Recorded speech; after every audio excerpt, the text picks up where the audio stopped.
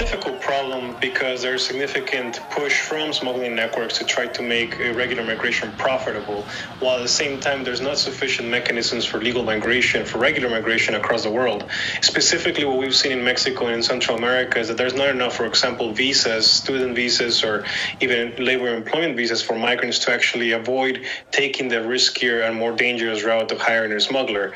What we've seen in Mexico yesterday, and it's unfortunately not going to be the first or the last time that this occurs until we try to find a way around it. And that starts by trying to think creatively about the capacities of these governments, not just the United States, but also Mexico and Canada, to provide more legal pathways for migration from Central America, but also from across parts of the world.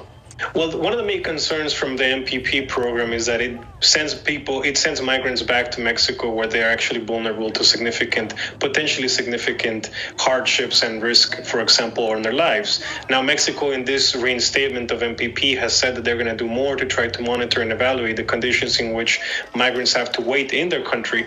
But still, there are significant components, and the U.S.-Mexico border spans so many states that it's going to be difficult to monitor from one day to the next, and specifically for migrants that have very little or no means to protect themselves.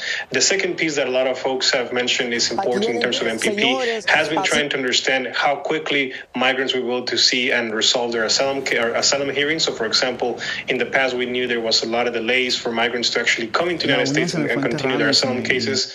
But we've received and we've seen assurances from the Mexican and the U.S. government that this will be different this time around. So those are the two concerns that both governments are aware of, and they're working together to try to figure out how to resolve quickly. It is not just America, it's the whole region for sure, but in particular the U.S.-Mexico border, there are parts of the border that have become more monitored and more supervised by the U.S.-Mexico governments, and therefore smugglers try to have to resort to different means and different routes that are more dangerous. Dangerous routes, for example, in the deserts, specifically at very different points of the day, where it could be significantly hot for migrants to be stranded in the desert. There's other increasing numbers as well of migrants that have tried to go through sea routes to try to avoid enforcement, and therefore have also faced significant measures as well in terms not just on climate, but also being susceptible to criminal organizations that have unfortunately a big grasp in certain parts of the Mexican side of the border, and therefore that's what's really pushing them to do that. So again, the solution here, at least one of the solutions, it won't be the only solution, but one of them is to increase means for migrants to actually enter the country and seek protection or labor in more efficient ways. And that includes not just the United States, but also Mexico and Canada.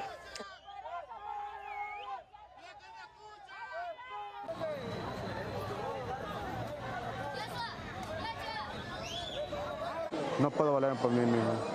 Tengo que...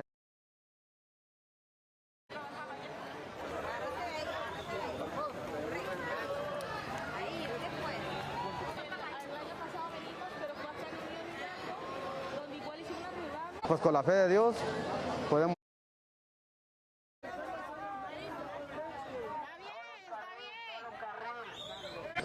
Ha sido muy difícil porque...